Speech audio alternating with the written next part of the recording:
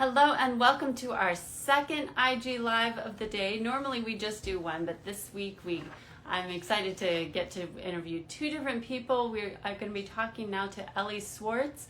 If you missed our first IG Live, you can go back and see it. That was with Emily Barth Eisler. And now we're going to be talking to Elly Swartz about her books. I have a few of them here, although we're also going to be talking about Same Page. But hopefully she will have one that she can share with us. But we are really excited to be talking with her, and we are able to do these weekly IG Lives thanks to you all for your generous support. Hello. Hello, how are you?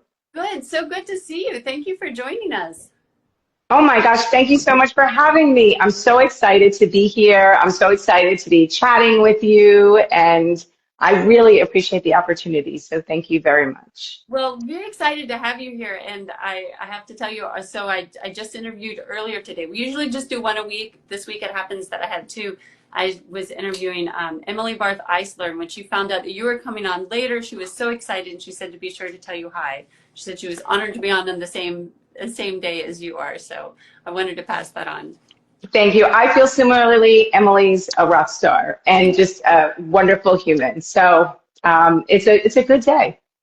Yeah, well, why don't we go ahead and jump in? And I love to hear, because I feel like we have a lot to talk about. You've written so many books, and there kind of raises so many issues that we could really jump into. But why don't you first, I'm sure most people probably already know who you are, but if you could introduce yourself and tell us what was your journey to becoming an author? I love this question. I'm Elly Swartz. I am the author of I can't believe six, contemporary realistic fiction, middle grade novels. And my journey was very long and very winding. It took 15 years to get published.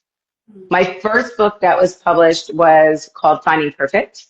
But that was the fifth book I wrote. So I sent books out, rejected, reimagined, revised. I talk to students about this when I visit schools. It was a very long and winding journey. It really taught me about perseverance and passion and pursuing what you love and how important it is to have people believe in you. I love that, because I think sometimes people who aren't in the publishing world don't realize, they see someone like you and you have these award-winning books, and they just figure it's been an easy road. So I think that's really great for you, and that, it does take a lot of perseverance to pursue this line of work. It does. I think it also, for me, students always ask, like, hey, Elly, it was great that you persevered, but why? And because rejection at my age, it feels the same. It's like not making the team, not being invited to the play. And I had to really think about it, and I realized that I love writing more than I hate rejection. And I hope everyone finds that thing that they're passionate about, that rejection doesn't define them and it doesn't knock them off their path. Amazing. I love that. And as we mentioned, your books are all middle grade books. So what do you love about writing for this age group? Oh my gosh, I love everything about this age group. Give me a room of, 11 to 13-year-olds, 500 of them, I am golden. They are honest. They are still willing to be vulnerable. They're funny and they're curious. And I love that combination. I love that when I walk into a room and we start talking about my books, or we start talking, as I write a lot about characters who are neurodiverse or have mental health challenges. I have anxiety. I talk about that. And kids connect, and they're willing to go to those places of vulnerability. They're willing to talk about bullying. They're willing to talk about their mental health challenges. And it's so reassuring and refreshing to talk to kids and there's no errors, they're not censoring themselves, they're just being truly, authentically who they are. And I love that. And I love writing for them. And this is it's really a time of huge discovery for this age group. And so being part of that journey, even a small part of that journey, is a very privileged place to be. I want to go back to what you were mentioning about mental health, which you, as you say, you do talk about a lot, like in Hidden Truths, talk about ADHD, social anxiety, like in Dear Student. What are the kind of the stereotypes that you're writing against in your books? All of them.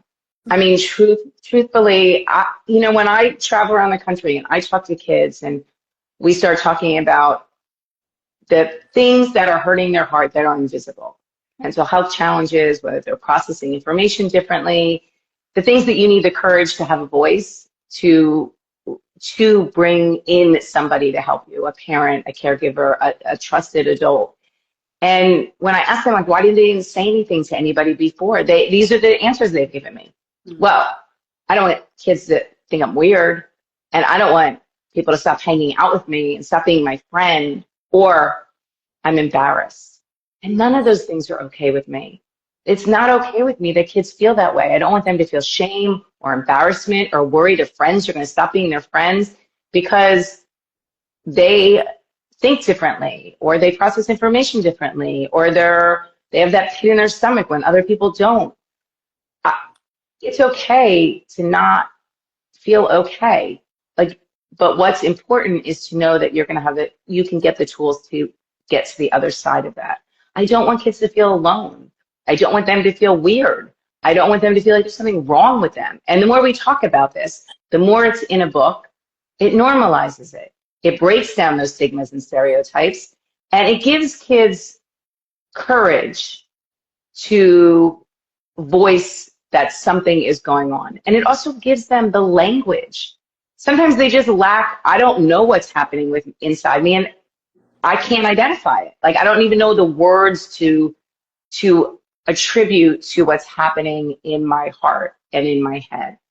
And sometimes books can give kids those. I've had many readers, adults and kids, say that the books, whether it was Finding Perfect with OCD or social anxiety or just general anxiety, or hoarding and give and take, or bullying, episodes of bullying and online and in person, how those moments in those stories they connected with. And as a result, they did find the courage to ask for help. They did find the courage and the words to get what they needed to get to the other side. I mean, sometimes we all just need tools in our toolbox, and you go to the doctor, and I always liken it to kids. Like, if you wiped out on the soccer field, your coach, your team, the parents, they rally around you. Oh my gosh, what's wrong? Let's get you help. Those same people want to help you. They just might not know what's going on. So let them use your voice, and let's use books to help break down all those stigmas and stereotypes. That's one of the things I love about your books, and also from what I've seen, about your school visits, is that you really are empowering these young people to use their voices. So how do your books really encourage them to do that? I think by modeling it in the characters. And the characters are flawed, right? Because we're all flawed. We're all just, imperfectly beautiful. Just all the attributes that are rock star qualities and all the ones we're still working on. And my characters, I think, are emblematic of that. Same Page is a perfect example, right? You have Beth Stein, who unites a group of friends with a group of rock star librarians to fight a book ban happening in her middle school. She has anxiety. Her little brother is being treated. Their mom has it treats with horses. It's equestrian therapy, and they each have different ways of dealing with what's going on in their heart, whether it's with therapy, traditional therapy, meditation, best as kindness meditation. And this book is about friendship and allyship and empowering kids to change the world. Because that's the hope, right? I mean, the next generation is the future, and they can change the world today. They're smart, they're thoughtful, and this book talks about ways to do that. Little small ways with a friend or larger ways in a group.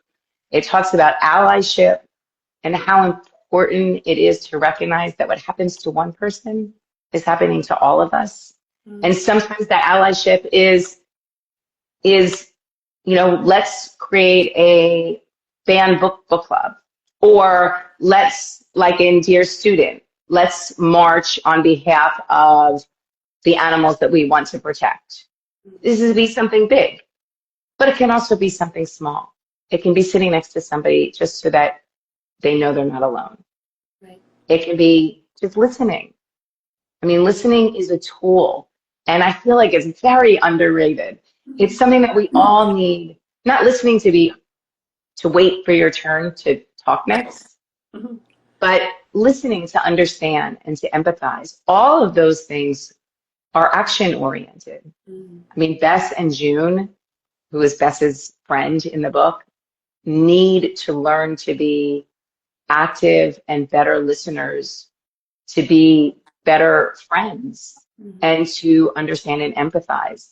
And all of those aspects, they may seem small, and there are many different ways to empower and evoke change. And I think whether you're being a good listener or you're organizing a march, there's room for everybody, and there's room for all the voices and all the, the loudest, most confident among us, but the quiet, as well as the quietest and most vulnerable, and maybe the one who worries or wants to be alone, but has some really great ideas. So I think my books, along with a lot of books that are out there now, really show kids there's a place for all of us, and we all can't do everything. But like I can't sing, for instance. But my writing is my tool. That's how I can hopefully evoke change or empower kids to then move forward and for them to change the world. Oh, I love this. There's so much I want to get into, but first I want to back up a little bit. I think people are probably familiar with Same Page, but maybe you could, you gave us a little overview of it, but tell us more about this book, because it's your latest one that's come out. What inspired you to write this book about book bans? Oh my gosh. So I'm so proud of this story. Obviously it's a very news of the day story. Book bans are happening. And I think what inspired me is kids. We hear a lot from adults in what's happening in the book banning world, what parents think, what parents are doing, what parents aren't doing, parents that are mad. But I wanted kids. This is happening to kids. And I really wanted to create a narrative, a story that gave kids sort of a stake in the sand at this moment in time. What did it feel like to them to have their choice, their right to read what they wanted to read in school and libraries taken away? And I talked to many kids who have formed banned book clubs, kids who are advocating and empowering and creating change. And I did a lot of research, but I also, listened to the kids.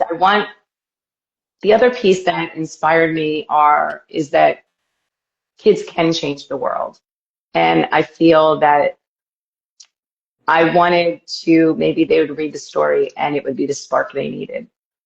So I'm hopeful that, our kids have so much to say. They're so smart. They're so thoughtful. And I want adults to read the book and be better listeners. And I want kids to read the book and be the light that I know that they are. And so the inspiration kind of came from a number of different factors and all ended up on these pages. I love that. And I love that you're taking something, like you said, it's very of the moment, and yet you're kind of going beyond the headlines, because people think, oh yeah, I could organize against a book ban, but then this really gets into what does that actually mean, and also all the kind of interpersonal relationships that you have to kind of navigate with that. What do you want kids to take away from this book as far as being an advocate, as far as taking action, standing up for what they believe? I think that I'd love for them to really close the book at the end and know that they can make change, to finish the story and recognize that what happens to one person is really impacting all of us. It doesn't have to happen to you personally, to yourself and your family for it to be important, for it to be impactful. I want them to wrap up and be an ally in the world, because we all need those. The big things, little things, we all need to know that someone's got our back, because we're going to need that someday. Like, it all comes around. And then the piece that you were talking about earlier, this book is so much more than about book fans. It's about friendship and what happens when you and your friend aren't on the same page about something that goes to the heart of who you are. You know, it's not about thinking the same. And there's a line in the story that one of the librarians during the school board, and Beth speaks, and some people cheer, some people don't. And she said, I don't think I changed anyone's mind. And the librarian says, we're not here to change minds. We're here to let people know, hopefully to respect, that we can all think differently. And that is as much about being on the same page as anything, just respecting the right of others to think differently than yourself, to make a different choice, and knowing that you may not choose that, and that's okay. I mean, we're all going to have different opinions about things, and honoring that. And then this story, it's a lot about forgiveness and giving yourself grace and giving grace to others. And what does that mean to forgive? I talk about that a lot in this book. And actually, I guess I was being interviewed and someone said, I really think the through line in all of your books is about forgiveness, forgiving yourself and forgiving others. Because I think that really allows us to move forward. I think the sooner we can let go of being right, the sooner we can let go of that need to explain and change someone's behavior. I think when you say you're sorry, it's for the other person, right? You're saying, I hear you, I empathize. I'm understanding where you're coming from, and I'm sorry that I hurt you. But I think when you say, I forgive, that's for yourself. I feel like you really let go of that, the disappointment and the anger and the frustration that came from that moment. And I think that's a gift to yourself. And so I think this story kind of touches on all of these components. And of course, there's a dog. Who's my dog? My dog is this cute little dog on the cover. In real life, his name is Baxter Bean. But of course, there's animals, and because that's a big part of what I love, and I feel like a connection that I have with a lot of students, because they're big pet fans as well. Right. What kind of reaction have you gotten from students? Because I know you do a lot of school visits, but how have they responded to the book? I do. I love school visits. As I said to you, I love the energy virtual school visits are great because it gives access to schools that might not be able to bring you to the school, which I love having that ability. But there's nothing that replaces being in an auditorium or a gymnasium with hundreds of, tweens. I love that energy. The reaction's been amazing. Kids, it's just so interesting. I asked them about what does the right to read mean to you? Like, why should we care? What do you care? And they talk about how they feel connected to characters, and some of them talk about their experiences, how whether it was in their life experiences or their family's history, and how they read a certain book and how it made them feel less alone and it made them feel connected. I've also talked a lot about allyship, and that's been a really interesting dialogue with kids, because as I said before, I honor that they're so willing to be candid. And they'll say, you know, a time you stood up for somebody, or a time you didn't, a time you wish you did. And they will share, you know, I didn't, you know, my little sister somebody was saying something and I didn't speak up, or a friend, but now I know that I can, and I have these tools. And they're just, they're creating book clubs. They're reaching out to authors. I have this graphic of all these types of ways that you can participate. And I'm really honored. They love the book. And that makes me so happy. And they bring their own experiences to it. I was just at a school visit, my last school visit of the year. It was so wonderful. And this group of students were at the table, at this long table, right before I started my presentation. They're like, come here. I'm like, what? You know, and we're talking. They're like, you left us on a cliffhanger. You have to write a second book. And I'm like, did I? What exactly was the cliffhanger? And like, well, it says at the end, and this is the start. So you have to write another book. And it was so wonderful. I'm like, oh, because readers bring their own set of experiences, their own interpretations, things that I didn't realize would leave them wanting more, but I'm incredibly grateful that they do. So it's been a really positive They're so experience. invested in it. Yeah. They want to know what happens next. Where are these characters going? So I love that. Right.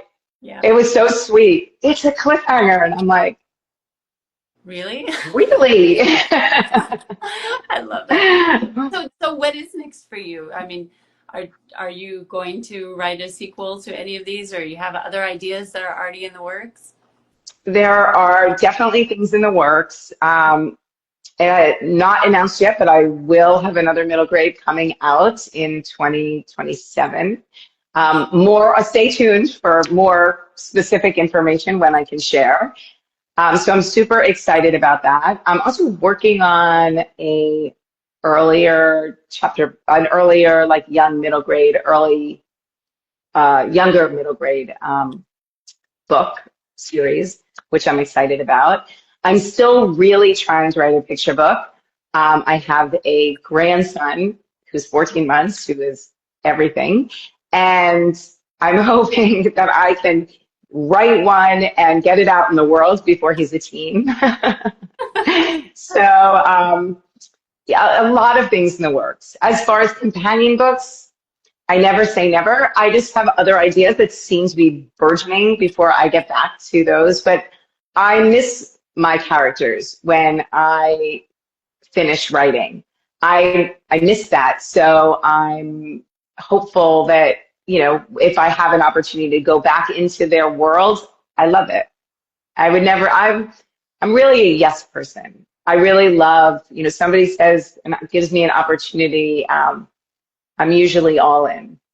Where do you get your ideas for books from? I mean, you mentioned you get inspired by the kids at your visits. How do you get your idea for your next book?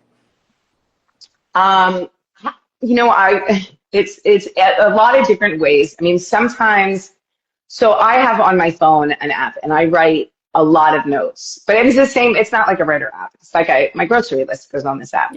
It's just I write down notes of things that are beautiful, things that are funny, things that I think are weird, things that are silly, words I love. Oh my God, I'm such a word nerd. I have I love that. like a whole list of words. And I'm like, I love this word. I never use this word.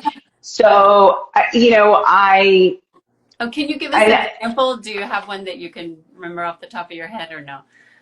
So I'm kind of catching you. It's on my list. It's on my phone, and I'm currently using my phone. But cringe is one. I don't use the word cringe almost ever. I mean, they're not words that are not used in the English language. They're just words that I don't really use, and I'm like, oh, that'd be so great. But I do have a whole list that I can share with you afterwards. A whole list of verbs. I always go back in my manuscript at the end, and during revision, it's kind of like an onion. Once I go back for the whole story, Then I break it down. I go back in for setting, and each individual character pays, and then I go back in for words. So I use this list of words as like, oh my God, could I use this adjective somewhere? Can I use this verb? Yeah. So I love words. But the ideas, you put things down and things start to germinate. It's like a garden, right? There's like cross-pollination that happens all the time. I don't know. I mean, other than Same Page, which was obviously very of news of the day, my ideas come from things that matter to me. Wanting kids to feel honored and seen and respected. So the universe is filled with ideas, and I take a lot of notes, and I think I'm a faithful observer of the world around me. And as a result, I spend a lot of time thinking about the things I'm observing. And often those things that I think about turn into a seed for a story.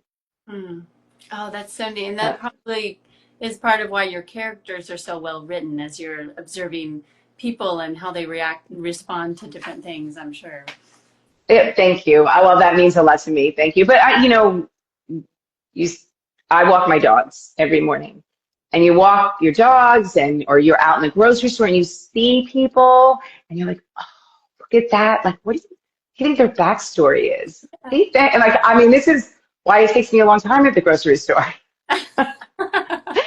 I am like inventing a life for all the people that I am passing in aisle 7. So I think, I don't know, I seem to practice my art wherever I am, intentionally or unintentionally. I read books as a writer instead of just as a reader. Like, oh, I love how they did that sentence, or look how they use that white space. Oh my God, this is amazing.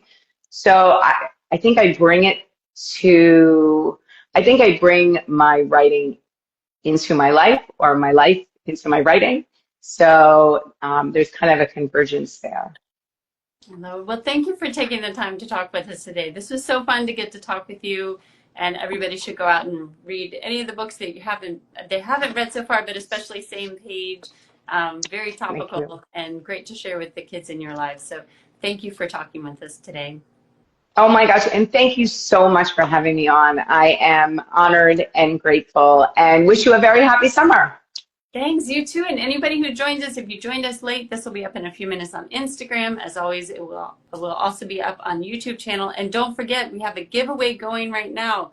So go look at our pinned post, and you can enter that to get Edie for Equality from Michael Genhart. And thanks to everybody for joining us. It was such a pleasure to talk with you. Thank you so much. All right. Bye, everybody.